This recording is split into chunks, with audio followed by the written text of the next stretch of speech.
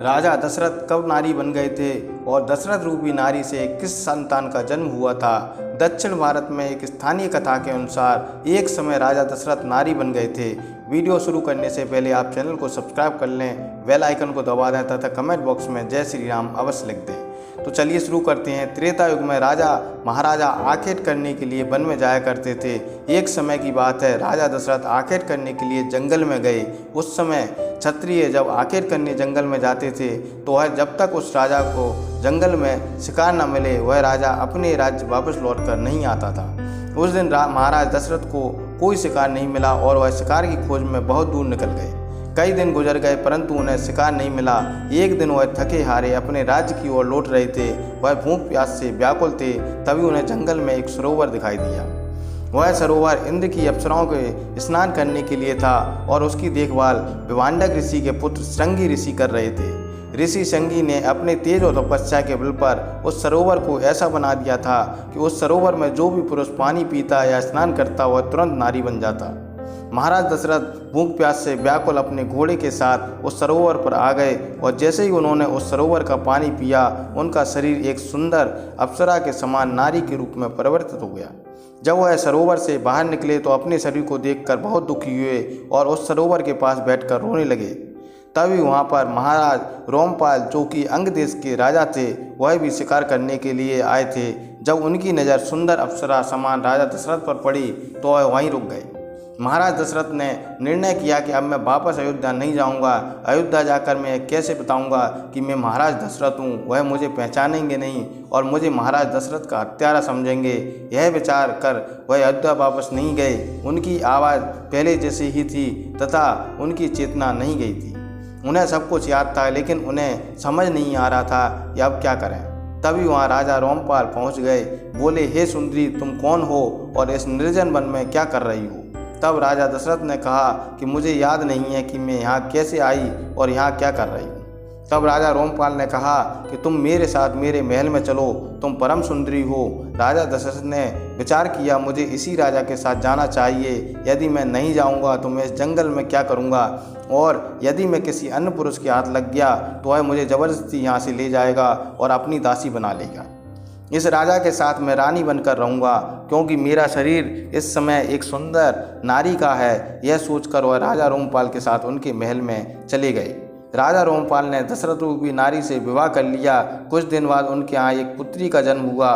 उसका नाम उन्होंने शांता रखा। महाराज दशरथ जब अयोध्या नहीं आए, उन्हें काफ़ी समय हो गया। तब अयोध्या की रानियाँ चिंता से व्याकुल हो उठीं और उन्होंने गुरु वशिष्ठ को महल में बुलवाया तथा उनसे कहा कि हे गुरुदेव, महाराज दशरथ शिकार करने के लिए जंगल गए हुए थे परंतु 1 वर्ष से अधिक समय व्यतीत हो चुका है परंतु महाराज दशरथ अभी तक अयोध्या वापस नहीं आए हैं। अब हमें काफ़ी चिंता हो रही है। गुरु वशिष्ठ बहुत ज्ञानी थे। उन्होंने रानियों को ढांढस बजाया और मंत्रियों को बुलाया तथा आर्य सुमंत को राजा दशरथ की खोज करने के लिए भेज दिया। आर्य सुमंत चतुरंगी सेना लेकर महाराज दशरथ की खोज करने निकले। वह राजा दशरथ को खोजते खोजते उसी सरोवर के पास पहुंच गए। आर्य सुमंत को राजा दशरथ का घोड़ा वहां मिल गया परंतु महाराज दशरथ कहीं दिखाई नहीं दिए। तब सुमंत ने सोचा कि इस सरोवर के कारण ही महाराज दशरथ गायब हो सकते हैं। यह सरोवर श्रापित हो सकता है। उन्होंने अपनी सेना को आदेश दिया कि कोई भी सैनिक वह सरोवर के पास न जाए। सुमंत वहां आसपास महाराज दशरथ को तलाशने लगे। तभी उन्हें एक आश्रम दिखाई दिया। वह आश्रम श्रृंगी ऋषि का था। सुमंत तुरंत उस आश्रम पर गए और ऋषि को प्रणाम किया तथा उनसे कहा कि हे ऋषिवर, मैं अयोध्या के महाराज दशरथ का मंत्री आर्य सुमंत हूँ। हमारे महाराज 1 वर्ष पूर्व इस वन में आखेट के लिए आए थे परंतु अभी तक वह अपने राज्य वापस नहीं लौटे हैं। मैं उनकी खोज में आया हूँ।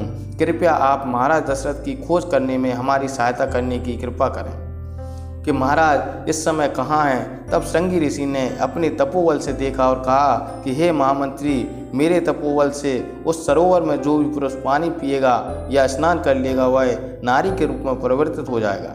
महाराज दशरथ ने उस सरोवर का पानी पी लिया और स्त्री के रूप में परिवर्तित हो गए।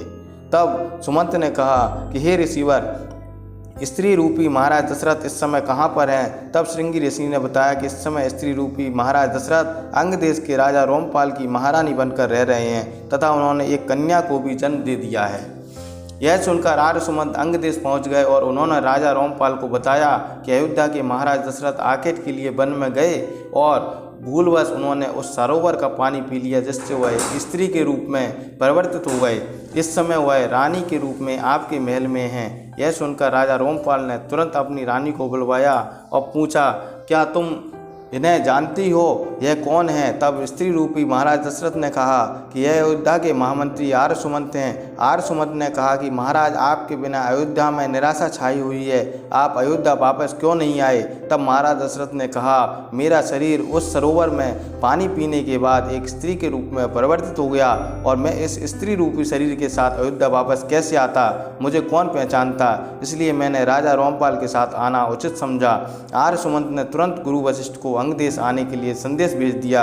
गुरु वशिष्ठ ने अंगदेश आकर राजा रोमपाल से कहा कि आपकी रानी स्त्री रूपी महाराज दशरथ हैं, आप इन्हें जाने की आज्ञा दें। हम महर्षि श्रृंगी के पास जाकर इसका उपाय पूछते हैं। तब राजा रोमपाल तैयार हो गए और वह सभी ऋषि श्रृंगी के आश्रम पर पहुंच गए। वहां पहुंचकर सभी ने महर्षि ऋषि श्रृंगी से अनुग्रह किया कि वह महाराज दशरथ का पुरुषत्व लौटा दें। तब ऋषि श्रृंगी ने अपने तपोबल से महाराज दशरथ को पुनः पुरुष बना दिया और महाराज दशरथ पुनः अपने पुरुष रूप प्राप्त करके अयोध्या लौट आए।